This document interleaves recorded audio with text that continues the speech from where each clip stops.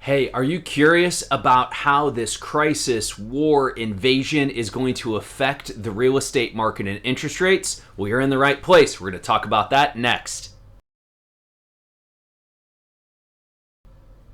Hey there, it's Ryan Skaggs with the Mortgage Minute. Thank you so much for tuning in. This channel is dedicated to everything mortgage, real estate, and interest rates. And we're going to dive into the topic at hand today straight away. What is going on with the market as it correlates to the Russia-Ukraine crisis, war, just unfortunate dealings of what's going on there. So one of which is that it's been creating a lot of volatility in the market. We've seen consistent down days in the market. Now, normally what happens is as the equity market, stock market goes up, then the bond market goes down.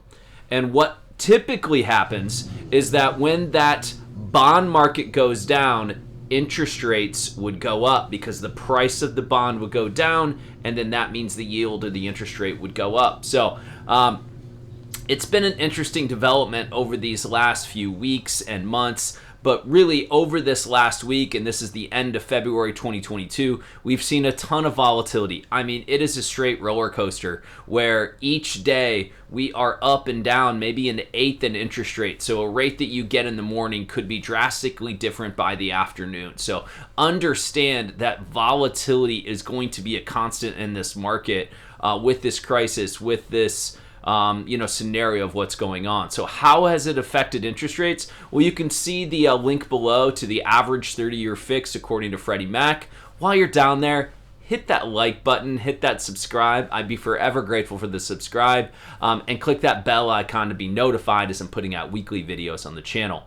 Now, what's going to happen with rates as we move forward? That's a question I consistently get, and especially with the Fed having a meeting coming up in March, that's March 15th and 16th, they'll release their minutes. They're going to finally tell us what we've all been just waiting for in this industry of what are they going to do with rates? Are they going to raise rates by a quarter, by a half, by 3/4? What are they going to tell us about the rest of the year? Now, one thing to keep in mind is they're not raising the average 30-year fix or the 30-year fix. They do not set that. They set rates for banks to be able to loan against each other, and then that trickles down to the rest of the economy. So, tip one on what to expect moving forward is we're going to expect a lot of volatility. The trend is likely going to continue on rising rates until the Fed steps up to the plate and does something about it. Now, could that stop as of March? Kind of, in my mind, all bets are off as of that March meeting. Mid-March, we're really going to be able to see, we're going to be at that fork in the road.